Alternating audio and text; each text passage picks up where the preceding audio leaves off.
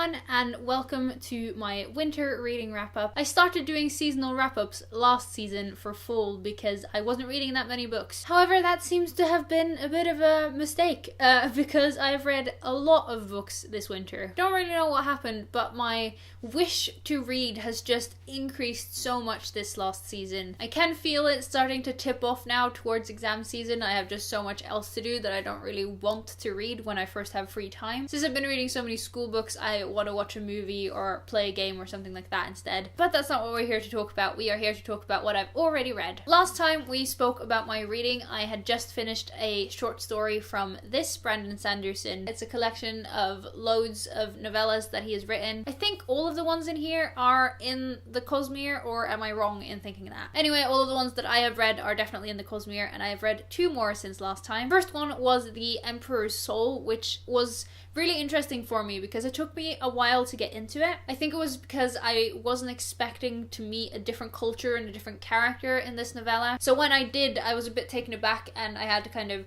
rewire my brain. But once I'd done all of that, I really enjoyed myself. I think it was such a creative and interesting story. The magic in it was wonderful. And I also kind of enjoyed how contained it was. There was one character, she had one problem where she needed to escape this castle that she was trapped in. And that was really all you read about. It was a lovely little addition to the Elantris world, and I gave it 4 out of 5 stars. The second novella I read in this was also from the Elantris world, and it was The Emperor's Soul. This also took me a bit of a while to get into because the story of The Emperor's Soul takes place kind of in the last little most dramatic scene in the Elantris story. And so since I'd already kind of read through that and I knew what happened afterwards, it was interesting to suddenly be thrown back in time a little, I guess, and reading about what happened to another set of characters that you didn't really follow that much in that scene in Elantris. I did enjoy this as well, and I also gave this a 4 out of 5 stars. However, this didn't have that fascination of like exploring a new world and a new set of characters. It more felt like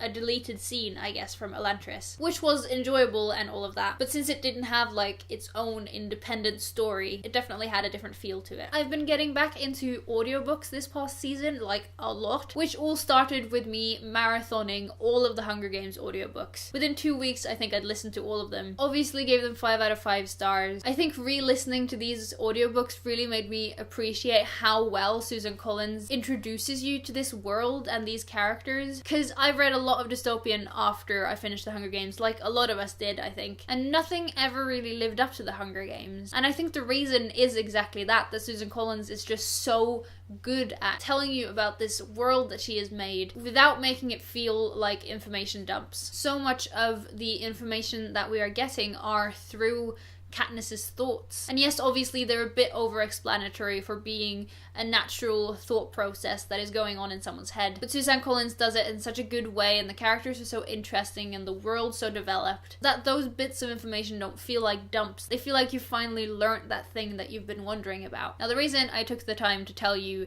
why I like the Hunger Games so much, I mean, I read them 6 years ago and everyone knows the Hunger Games are great, so why bring it up now, right? Well, the reason I bring it up is because while I was listening to the Hunger Games, and probably the reason why I was listening to them so much, is that I was reading this. This is Six of Crows by Leigh Bardugo, and it's gotten so much hype. I bought this because one of the booksellers in Waterstone's Trafalgar Square raved about it to me and said how amazing it was, and she was so lovely that I just had to buy this. However, what a mistake it was. After having read so much Brandon Sanderson and starting to get into the Hunger Games, 2 amazing worlds that I absolutely love, this was such a disappointment. This is like the worst book I have ever read, almost. At least it is one of the worst books that I have read that BookTube has hyped so much. It started out quite well. It has an interesting scene in the beginning. Already then, however, I was like, ooh, the writing on this is a bit clumsy.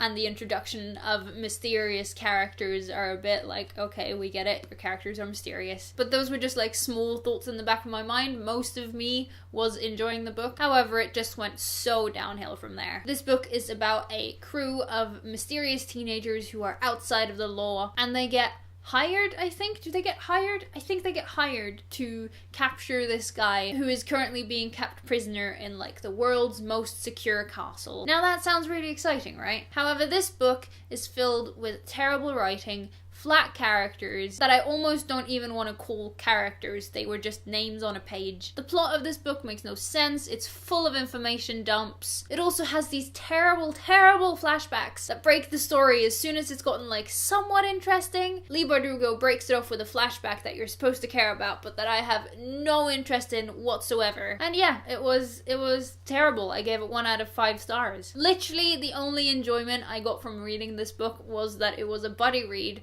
Me and my friend Petra have been reading a book together every month, and it was so much fun just talking shit about this book on Facebook. And I feel like we kind of pushed each other's hatred up more and more. Like, she would discover things that I hadn't discovered, and I would discover things that she hadn't discovered about how terrible this book was, and we'd just be like, it's so bad. Now, I have definitely very much ranted about this book, and I'm very sorry if you like it. The only thing I can say to you is that if you like this and you found it an awesome, cool book with an exciting plot, and you think you want to read more books like that, please pick up The Final Empire by Brandon Sanderson. I'm going to be talking about The Final Empire later in this video as well. Keep an eye out for it, and then maybe consider reading that, because after you have, you will understand why I hate this so much in comparison to The Final Empire. Okay, let's move on to the next book. I read Our Dark Duet by Victoria Schwab. This was also a buddy read with Petra. She recently read the first book in this series, which is This Savage Song, and so we decided to pick up the second one together. Now, the first book, This Savage Song, I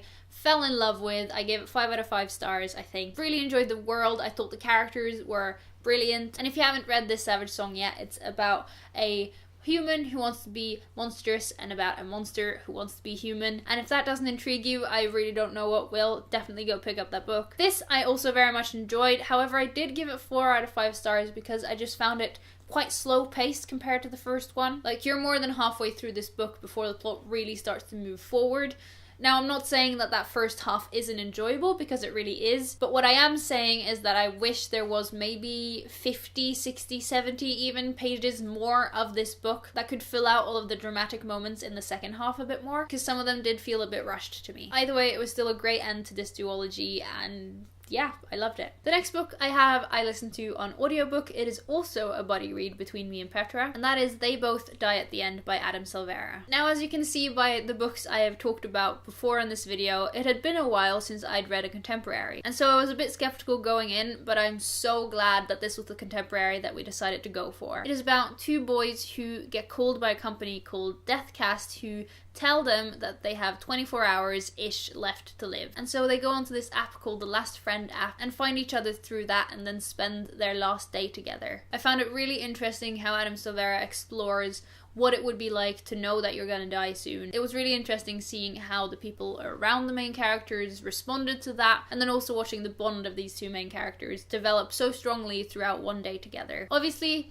the ending is quite sad, because they both die at the end. It's in the title. But it was sad in this, like, poetic way. I don't know, I can't really explain it any better than that. Either way, I really enjoyed it, and I gave it 4 out of 5 stars. After I read They Both Die at the End, I needed something a bit lighthearted, and the perfect book for that was The Christmas Orest by Tom Fletcher. If you're a follower of this channel, you will know that I saw the Christmas Orest stage show when it was on before Christmas. I really enjoyed that, and I picked up the musical edition of the book on that trip as well. Now, this story is definitely obviously a children's story, and so I listened to it on audiobook. I started reading this, but as soon as I tried the audiobook, I realized that that was the best way to read this book, because this is written to be read aloud by parents to their children, and so hearing the narrator talk through the book was a lot more effective than reading it myself. And yeah, I gave it 4 out of 5 stars. Again, a lot of books with 4 out of 5 stars in this video. That, however, is about to change, because after I read The Christmas Orest, I read this book. It is The Lamb Will Slaughter the Lion by Margaret Killjoy. Now, as you can see, it's a really short book. It's about 120 pages, but even still, I actually really struggled to finish this. I picked this up because I wanted something quick and easy, and I think if I'd read this in one sitting, it might have been. But this story just made me feel like it was an author who had an idea, and it was a very good idea, but they didn't want to write a full book on it, and so they wrote a book that was 120 pages with that idea inside it instead. While I, as a reader, really wanted this to be more of a 400-page chunky book. I don't know any other way of explaining it apart from that someone had an idea, then instead of developing that idea and building an intricate world to fit the idea into it. They just wrote down that first simple idea, and that makes the book a bit simple as well. And since there are so many books with magical elements nowadays, that simple idea has kind of been explored other places, I guess. I ended up giving this 2 out of 5 stars since I did kind of like the idea behind it, but then the execution fell a bit flat for me. The next book I read on Petra's recommendation, and it is Attack on Titan. Now, this, as you probably know, is a manga. It is the first manga I have ever read, and at this point in time, it might also be the last manga I ever read. Now, don't get me wrong, the story here is good. I enjoyed it. Obviously, it took me no time at all to read. However, I've noticed both with this manga and with graphic novels that I've read that I just really struggle to relate to characters when I only see images of them. I think I need like the flow of either a written story or the flow that you get when you watch an anime or a TV series. This in-between format just doesn't work for me somehow, and so even though the world is interesting and the plot is interesting, I just can't make my brain care enough, I guess. But I'm really glad that I tried it, and I think it was an interesting experience, and I am very happy that Petra made me read this. I might at some point try the anime instead, because I do quite enjoy anime. But yeah, I gave this 3 out of 5 stars in the end. After that, I read A Monster Calls by Patrick Ness. Now, you may be saying, like, Sana, this is an illustrated book. What about all of those points that you just made about flow and all of that? Well, you would be right in the fact that this is an illustrated book. However, it does also have a lot of written text in it, mostly written text actually. As far as I'm aware, the original release of this wasn't illustrated, and so the story itself isn't told through pictures, it's told through the text. Now, this is about a little boy who is dealing with his mother having cancer, and then one day this monster shows up in his backyard who starts telling him these stories to kind of try and teach him some of the lessons that he's going to need at the end of this book. This was a really quick read for me, and I enjoyed it a lot. I think our main character, Connor, was very intriguing. I liked how you could tell that it was a little boy who was telling this story. Like, Connor wasn't afraid of the fact that there was a monster in his backyard at all. That was just completely normal and something that happens in his brain. It is quite a heartbreaking story, but I'm a sucker for one of those, and I gave this 4 out of 5 stars. After that, I was back on the Brandon Sanderson hype with Warbreaker. Now, this was interesting for me because most of the Brandon Sanderson I've read, I have completely devoured. It did take me a while to get into Alloy of Law, but that was about it. This I also did struggle a bit to get into. Well, no, actually, the beginning was really interesting for me. However, the middle bit was a bit slow for me. I think my biggest issue with this book is that in every other Sanderson I have read so far, even though the magic system isn't explicitly explained to you, you do get a sense of how things work and you understand the theory behind it. However, in this, I didn't really ever get that feeling. I never felt like I properly understood the magic because there were just so many aspects and so many incarnations of the same thing. But the story itself was really, really good, and I enjoyed the characters. I especially enjoyed Lightsong's character, which is one of the gods we follow, and I also really enjoyed the storyline between Ciri and the God King. If you haven't read any Sanderson, I would recommend starting with the Mistborn series and not this. However, if you have read some Sanderson and you haven't read this yet,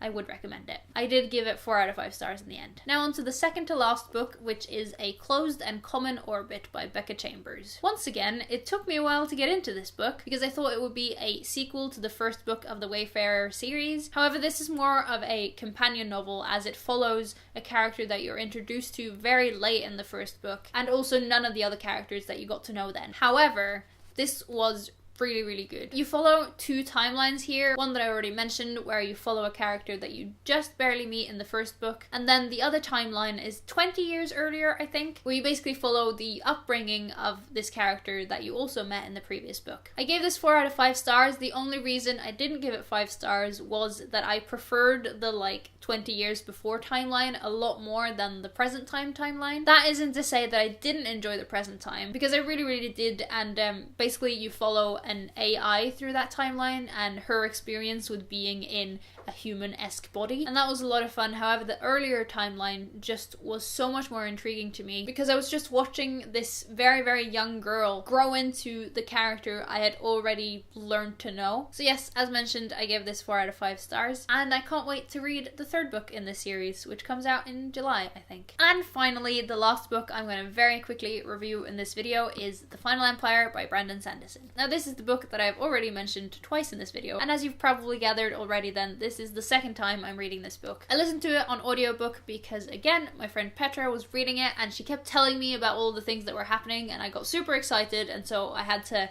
sit down and listen to the whole thing on audiobook. And yeah, this is just as good as it was the first time. Still 5 out of 5 stars. Still one of my favourite series. If you haven't read it already, you really, really should. Okay, those were all the books. I am completely exhausted in this arm now after holding up all of those books. If any of these books caught your eye and you want to buy them, I will leave a link for you down below. Let me know if you've read any of these books, if you have any thoughts on them. What have you read this month? I would really like to know. Maybe you have some recommendations for me. And yeah, I'll talk to you all soon. Bye.